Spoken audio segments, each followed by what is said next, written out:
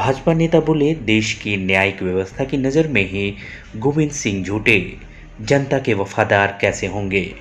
नेता प्रतिपक्ष जैसे संवैधानिक पद का सरासर किया जा रहा दुरुपयोग, दें इस्तीफा।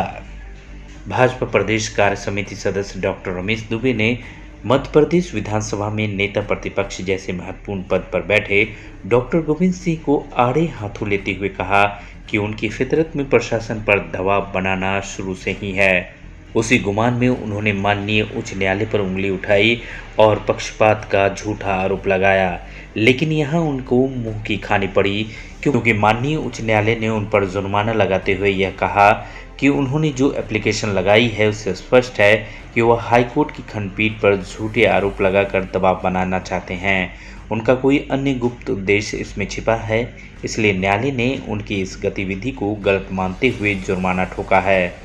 डॉक्टर रमेश दुबे ने स्पष्ट किया है कि डॉक्टर गोविंद सिंह महत्वपूर्ण मंत्रालय को संभाल चुके हैं।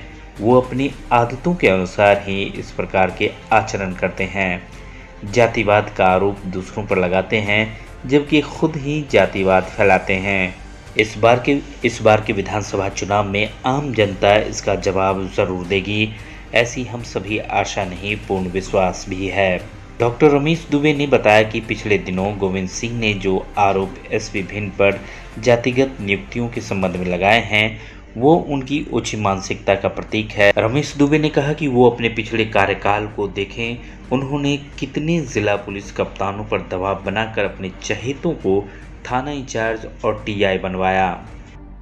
डॉक्टर गोविंद सिंह जी नेता प्रतिपक्ष ने माननीय केंद्रीय मंत्री श्रीमती ज्योतिरादित्य सिंधिया जी के निर्वाचन को लेकर एक अपील की थी और फिर कुछ समय बाद उधर से जाने के बाद में उसको फिर सुप्रीम कोर्ट में ले गए। सुप्रीम कोर्ट ने फिर से वापस वहाँ पर हाई कोर्ट में उस आवेदन को कर दिया।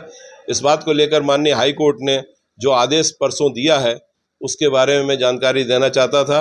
माननीय न्यायालय ने बड़ा स्पष्ट रूप से लिखा है कि उपरोक्त तथ्यों को देखते हुए यह स्पष्ट रूप से प्रतीत होता है कि उपरोक्त आवेदन दायर करके चुनाव याचिकाकर्ता यानी माननीय नेता प्रतिपक्ष इस न्यायालय पर दबाव बनाना चाहता है। यानी कि माननीय न्यायालय कह रहे हैं कि नेता प्रतिपक्ष दबाव बनाना चाहते हैं न्यायालय पे। यह वाकई में बड़ी चिंताजनक बात है और बड़ा गंभीर विषय है। इस पर विचार करना चाहिए लोगों को। तो इससे व्यक्ति का चरित्र स्पष्ट होता है कि वह दबाव के हिसाब से ही अपना काम करते हैं। यह माननीय न्यायालय स्पष्ट कर रहा है।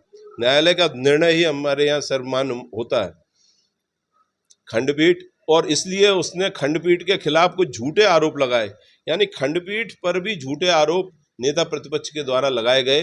तो जब माननीय न्यायालय ही कोई उन्होंने संदिग्ध करने का प्रयास किया है तो इसका मतलब है कि संविधान के खिलाफ उनका यह कदम है। और नेता प्रतिपक्ष जैसे पद पर रहते हुए इस प्रकार से माननीय न्यायालय के पर आरोप लगाना उचित नहीं समझा जा सकता आज के समय में। भिंड से धर्मेंद्र ओझा की रिपोर्ट।